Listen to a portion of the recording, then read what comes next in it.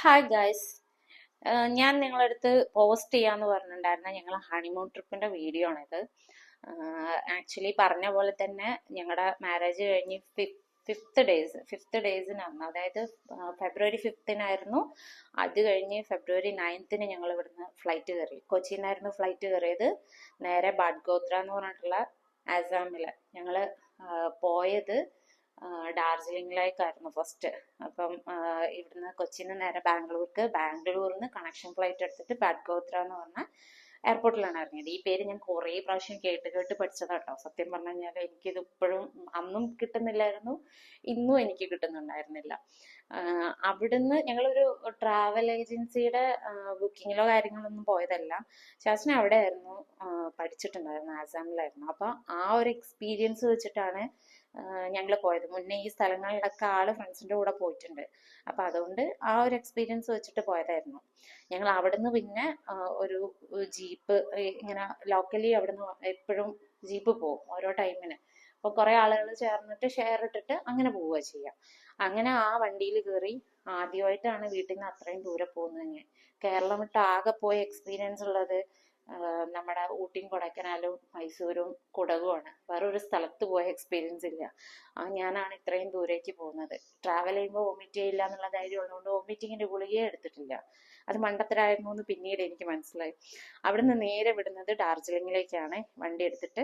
പക്ഷെ അതൊരു അടിപൊളി സ്ഥലമാണ്, വെറൈറ്റി ആയിട്ടുള്ള ഒരു പ്ലേസ് ആണ്. കാരണം ഈ ബ്രിട്ടീഷുകാർ നമ്മളെ നാട്ടിൽ സ്റ്റേ ചെയ്ത സമയത്ത് അവരൊരു ഹോളിഡേ, ഒരു വെക്കേഷൻ പ്ലേസസ് ആയിട്ട് എടുത്ത സ്ഥലമാണ് ഈ ഡാർജിലിംഗ്. നല്ല അടിപൊളി ക്ലൈമറ്റ് ആണ്, നല്ല തണുപ്പാണ്. പിന്നെ ഈ ടോയ് ട്രെയിനും കാര്യങ്ങളും ഒക്കെ ആയിട്ട് നല്ല ഭംഗിയുള്ള സംഭവമാണ്. പക്ഷെ എന്താണെന്നറിയില്ല, അവിടെ ഒട്ടും വൃത്തിയില്ല. കാരണം അവിടെ ഒരുമാതിരി കറുപ്പ് മണ്ണാണുള്ളത്. അതിന്റെ കൂടെ തന്നെ ഇവർ ഈ വേസ്റ്റും കാര്യങ്ങളൊക്കെ റോഡ് സൈഡിൽ നന്നായിട്ട് കൂട്ടിയിടുന്നുണ്ടായിരുന്നു. ആ ഒരു കാര്യം ഒഴിവാക്കി കഴിഞ്ഞാൽ അടിപൊളി സ്ഥലമാണിത്. കാരണം അവിടുത്തെ കൺസ്ട്രക്ഷൻ ഒക്കെ സൂപ്പറാണ്. എല്ലാം ഈ ബ്രിട്ടീഷ്, നമ്മളൊരു യൂറോപ്യൻ കൺട്രിയിൽ പോയ ആ ഒരു ഫീൽ ഉണ്ട് അവിടുത്തെ ഓരോ കൺസ്ട്രക്ഷനും. പിന്നെ കുറെ ടിബറ്റൻ ടെമ്പിൾസ് ഒക്കെ ഉണ്ടായിരുന്നു. അപ്പൊ ഞങ്ങൾ ആ ടെമ്പിളിലൊക്കെ പോയി. നല്ല ക്ലൈമറ്റ് ആണ്, നല്ല തണുപ്പാന്ന് പറഞ്ഞു കഴിഞ്ഞാല് നല്ല തണുപ്പാണ്, ഐസി നിൽക്കുന്ന പോലത്തെ തണുപ്പാണ്. ജീനിന്റെ മുകളിൽ ഉടുപ്പും അതിന്റെ മുകളിൽ ബനിയനും അതിന്റെ മുകളിൽ കോട്ടും ഗ്ലൗസും ഒക്കെ ഇട്ടിട്ടാണ്. പിന്നെ അവിടെ നല്ല ചീപ്പ് റേറ്റിന് സംഭവങ്ങളൊക്കെ കിട്ടും കേട്ടോ. ഞങ്ങൾ അവിടെ നിന്ന് തന്നെയാണ് കുറെ സാധനങ്ങളൊക്കെ വാങ്ങിയത്. വളരെ റേറ്റ് കുറവാണ്. പിന്നെ അവിടെയുള്ള ആളുകളൊക്കെ നന്നായിട്ട് മേക്കപ്പ് ചെയ്യുന്നുണ്ടായിരുന്നു. ഞാനാണെങ്കിൽ അതുവരെ ലിപ്സ്റ്റിക് യൂസ് ചെയ്തിട്ടില്ലാത്ത ആളാണ്. പക്ഷെ ആദ്യമായിട്ട് ഞാൻ അവിടുന്ന് നന്നായിട്ട് ലിപ്സ്റ്റിക് യൂസ് ചെയ്തിട്ടാണ് ഇറങ്ങിയത്. കാരണം ചുണ്ടൊക്കെ നല്ല ഡ്രൈ ആയിട്ട് പൊട്ടുന്നുണ്ടായിരുന്നു. നമ്മളിങ്ങനെ ക്രീമൊക്കെ ഇട്ട് ഒട്ടിച്ചിട്ട് വേണം പുറത്തോട്ട് ഇറങ്ങാൻ, അതുപോലെ ഡ്രൈ ആവുന്നുണ്ടായിരുന്നു. എനിക്കാണെങ്കിൽ ഓൾറെഡി സ്കിന്നിന്റെ ഇഷ്യൂസും ഉണ്ടായിരുന്നല്ലോ. അതുകൊണ്ട് ഞാൻ അവിടുന്ന് അങ്ങ് തുടങ്ങി. അത് കഴിഞ്ഞ് അവിടുന്ന് ഞങ്ങൾ നേരെ ഗാങ്ടോക്കിലേക്കാണ് വിട്ടത്. അത് പക്ഷെ സൂപ്പർ ക്ലീൻ സിറ്റിയാണ്, നല്ല ഭംഗിയുള്ള സ്ഥലമാണ്, നല്ല സൂപ്പർ സ്ട്രീറ്റ് ആണ്. ശരിക്കും വേറെ ഏതോ സ്ഥലത്ത് പോയ മാതിരി. നമ്മളെ ഇന്ത്യയിൽ ഇത്രയും മനോഹരമായ സ്ഥലം ഉണ്ടെന്ന്, അല്ലെങ്കിൽ ഈ സ്ഥലത്തിന്റെ ഒക്കെ പേര് ഞാൻ ആദ്യമായിട്ട് കേൾക്കുന്നത് ഇപ്പോഴാണ്. ഞാൻ ഈ ജീവിതത്തിൽ ഈ പേരുകളൊന്നും കേട്ടിട്ടില്ല, എനിക്ക് അറിയ പോലുമില്ല. ഈ ഹിമാലയം എന്ന് പറയുമ്പോൾ ആൾക്കാർ പറഞ്ഞ കുളു മണാലിയും കാശ്മീരും അല്ലാതെ വേറെ ഒരു സെറ്റപ്പ് പറയാത്ത ഞാനാണ് ഈ സ്ഥലത്തോട്ട് പോകുന്നത്. അപ്പം നല്ല അടിപൊളി സ്ഥലമായിരുന്നു. പിന്നെ അവിടുന്ന് വേണമായിരുന്നു ഞങ്ങൾക്ക് മഞ്ഞ് കാണാനായിട്ട് പോകാൻ. അത് നോർത്ത് സിക്കിമില് 0 പോയിന്റ് എന്ന് പറഞ്ഞ സ്ഥലത്തോട്ടാണ് പോകേണ്ടിയിരുന്നത്. അപ്പൊ അതിനുള്ള പാക്കേജ് ഈ സ്ട്രീറ്റിൽ തന്നെ ഒരുപാട് ട്രാവൽ ഏജൻസീസ് ഉണ്ടാവും. അപ്പൊ അവരിതുപോലെ ഈ സുമോ തന്നെയാണ് അവിടുത്തെ മെയിൻ വണ്ടി, അവര് തന്നെ കൊണ്ടുപോകും. അപ്പൊ അവരുടെ അടുത്ത് നമ്മൾ ബുക്ക് ചെയ്ത് കഴിഞ്ഞാൽ അവര് നമ്മൾ അവിടുന്ന് ഇത്ര, ഒരാൾക്ക് ഇത്ര എന്നുള്ള രീതിയിൽ, അല്ലെങ്കിൽ കപ്പിൾസിന് ഇത്ര എന്നുള്ള രീതിയിൽ നമ്മൾ പേയ്മെന്റ് ചെയ്ത് കഴിഞ്ഞാൽ അവര് പറയും ഇത്ര ദിവസത്തേക്ക് എന്നൊക്കെ പറഞ്ഞിട്ട്. അങ്ങനെ ഞങ്ങൾ അവിടെ നിന്ന് ഒരു പാക്കേജ് ബുക്ക് ചെയ്തു. ഒരു 2 ഡേയും 1 നൈറ്റും വരുന്ന ഒരു പാക്കേജ് ബുക്ക് ചെയ്തു. പിറ്റേ ദിവസം ഒരു ഡേ മൊത്തം ഞങ്ങൾ ഇവിടെ കറങ്ങി. പിറ്റേ ദിവസം അവരുടെ കൂടെ അങ്ങോട്ടേക്ക് പോവാന്നുള്ള പ്ലാനിൽ ഞങ്ങൾ അവിടെ നിന്നു. പക്ഷെ പിറ്റേ ദിവസം മുതലാണ് എനിക്ക് നല്ല എട്ടിന്റെ പണി കിട്ടി തുടങ്ങിയത്. കാരണം ഇവിടെ ഫുഡൊക്കെ ഞങ്ങളെ ഇഷ്ടത്തിന് നമുക്ക് പറ്റുന്ന സ്ഥലത്തു നിന്നൊക്കെ വെറൈറ്റി ആയിട്ടുള്ള ഫുഡ്സും കാര്യങ്ങളൊക്കെ എക്സ്പ്ലോർ ചെയ്ത് അടിപൊളിയായിട്ട് പോവായിരുന്നു. പിറ്റേ ദിവസം പക്ഷെ ഇവരുടെ ഫുഡാണല്ലോ, ആ ഫുഡ് എനിക്ക് ചെറുതായിട്ട് ഫുഡ് പോയിസൺ അടിച്ചു. ഈ മഞ്ഞ് വാരി കളിക്കുന്ന ഈ സമയത്തൊക്കെ ഞാൻ സത്യം പറഞ്ഞു കഴിഞ്ഞാല് ഛർദിച്ച് അവശയായി ബെഡിൽ പുതച്ചു മൂടി കിടക്കുന്നവിടെ തന്നെ പുറത്ത് മഞ്ഞ് പെയ്യുന്നുണ്ടെന്ന് പറഞ്ഞ് വിളിച്ചു വരുത്തിയത് തന്നെ അതിനോടുള്ള താല്പര്യം കൊണ്ട് മാത്രം ഇറങ്ങി വന്നത്. അത്രയും വൊമിറ്റ് ചെയ്തിട്ടിരിക്കുകയായിരുന്നു. ആ ചുരം കയറി ഇവിടെ എത്തുന്നവരെ ഞാൻ വണ്ടിയിൽ നിന്ന് വൊമിറ്റ് ചെയ്യായിരുന്നു. അത്രയും പരിതാപകരമായി പോയി ഫുഡ്. അവിടുന്ന് അങ്ങോട്ട് റിട്ടേൺ വരുന്ന ദിവസം വരെ ഞാൻ വോമിറ്റ് ചെയ്യുക. വോമിറ്റിംഗ് മാത്രമല്ല, ലൂസ് മോഷനും. ഇത് തന്നെയായിരുന്നു. ഒരു ബക്കറ്റ് എടുക്കുക ഛർദ്ദിക്കാം, ബക്കറ്റ് എടുക്കുക ഛർദ്ദിക്കാം. പക്ഷെ ക്ലൈമറ്റ് ഭയങ്കര സൂപ്പറാണ്. ഞങ്ങളുടെ കൂടെ വേറെ ഒരു 3 കപ്പിൾസ് ഉണ്ടായിരുന്നു. ഞങ്ങൾ 4 കപ്പിൾസ് ആയിരുന്നു ഈ ഒരു വണ്ടിയിൽ ഉണ്ടായിരുന്നത്. നല്ല കമ്പനി. അവരൊക്കെ പിന്നെ ആ ഭാഗത്ത് തന്നെ ഉള്ളവരായിരുന്നു. മീൻസ് നോർത്തിലുള്ളവർ തന്നെയായിരുന്നു. ഈ ഭാഗത്തു നിന്നുള്ളത് ഞങ്ങൾ മാത്രമേ ഉണ്ടായിരുന്നുള്ളൂ. പക്ഷെ നല്ല എന്റെ ഫസ്റ്റ് എക്സ്പീരിയൻസ് ഈ മഞ്ഞ് പൊയ്യുന്നൊക്കെ കാണാന്ന് പറഞ്ഞു കഴിഞ്ഞാൽ അത് ഒരു ആദ്യത്തെ എക്സ്പീരിയൻസ് ആണല്ലോ. പിന്നെ അവിടുന്ന് വീണ്ടും കയറ്റം കയറി പിന്നെയും കുറേ കയറണമായിരുന്നു ഈ പറയുന്ന 0 പോയിന്റിലേക്ക്. അന്നത്തെ ദിവസം അവിടെ സ്റ്റേ അടിച്ച് നമ്മൾ പിറ്റേ ദിവസം വീണ്ടും പോവാം. നമ്മളെ ഈ പഴയ മൂവിയിലൊക്കെ കണ്ട സ്ഥലം, മീൻസ് നമ്മളിങ്ങനെ കാണുമല്ലോ പാട്ടിലൊക്കെ, നമ്മളെ റോജയിലൊക്കെ കണ്ടേ അതുപോലത്തെ മഞ്ഞിലൂടെ അങ്ങനെ മനോഹരമായ പോക്ക്. പക്ഷെ എനിക്ക് ഇവിടെ ഇവരെങ്ങനെ എല്ലാ സ്ഥലത്തും ഒന്നും ഇറക്കില്ല കേട്ടോ, ഓരോരോ പോയിന്റിലൊക്കെ ഇറക്കുള്ളൂ.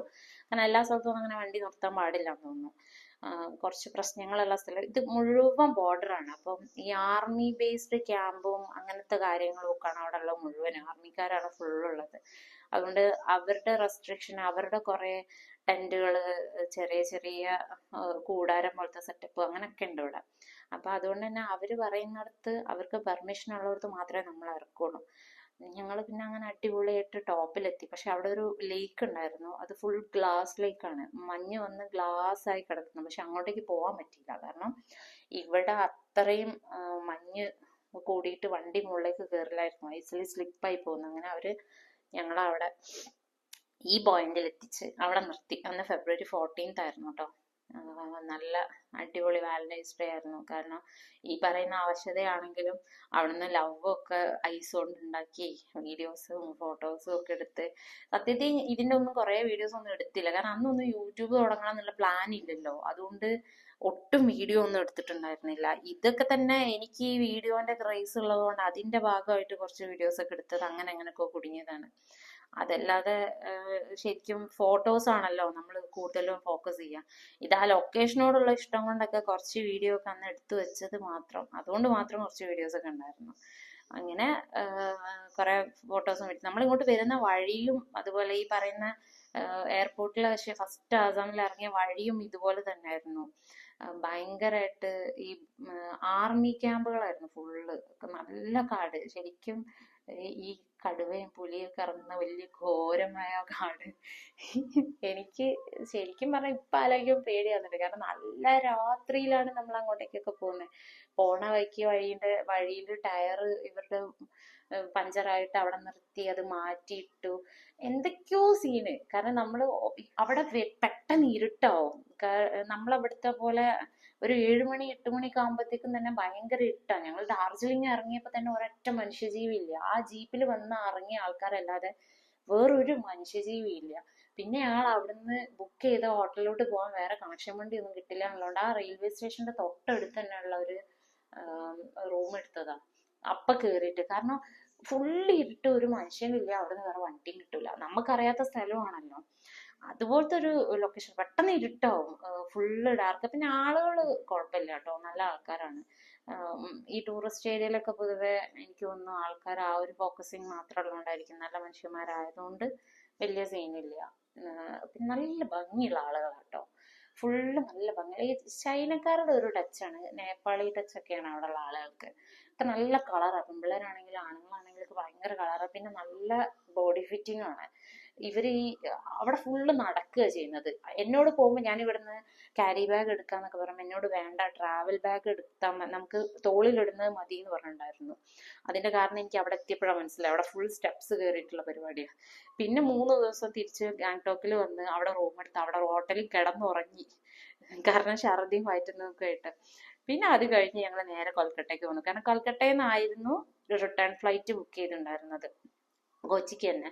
കൽക്കട്ട എനിക്ക് ഈ പഴയ മാധവിക്കുട്ടീന്റെ നോവലൊക്കെ വെച്ചിട്ട് കൽക്കട്ട കാണണം എന്നുള്ള ഭയങ്കര ആഗ്രഹം വന്നിട്ടാണ് അത് പറഞ്ഞിട്ടുണ്ടായിരുന്നതും അവിടുന്ന് എയർപോർട്ടിൽ നിന്ന് ടിക്കറ്റ് ബുക്ക് ചെയ്തതും.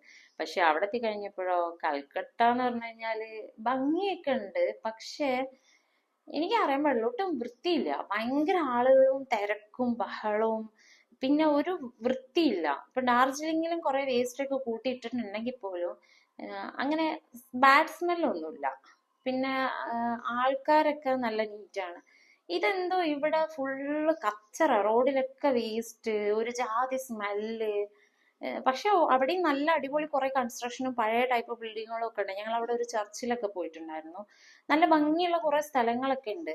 പക്ഷെ എന്തുകൊണ്ടോ അവരത് ഒട്ടും നീറ്റായിട്ടല്ല മെയിൻറ്റെയിൻ ചെയ്യുന്നത്. ഭയങ്കര ബാഡായിട്ടാണ്. ഒരു ക്ലീനും അല്ല. ഈ തിരക്കുകൊണ്ടാണോ ഇത്രയും ആളുകൾ ഉള്ളതുകൊണ്ടാണോ എന്ന് അറിയില്ല. അവിടുന്ന് പിന്നെ ഞങ്ങള് ചേട്ടൻ്റെ ഒരു ഫ്രണ്ട് ഉണ്ടായിരുന്നു, ശാന്തനു എന്ന് പറഞ്ഞിട്ട്. ആള് കൂടെ പഠിച്ചതായിരുന്നു. ആളുടെ വീട്ടിൽ പോയി അവിടുന്ന് ഫുഡൊക്കെ കഴിച്ച് അവര് പിന്നെ ഞങ്ങളെ എയർപോർട്ടിൽ വിട്ട് അവിടുന്ന് നേരെ കൊച്ചിക്ക് റിട്ടേൺ. ഒരു സൂപ്പർ എക്സ്പീരിയൻസ് ആയിരുന്നു എനിക്കത്.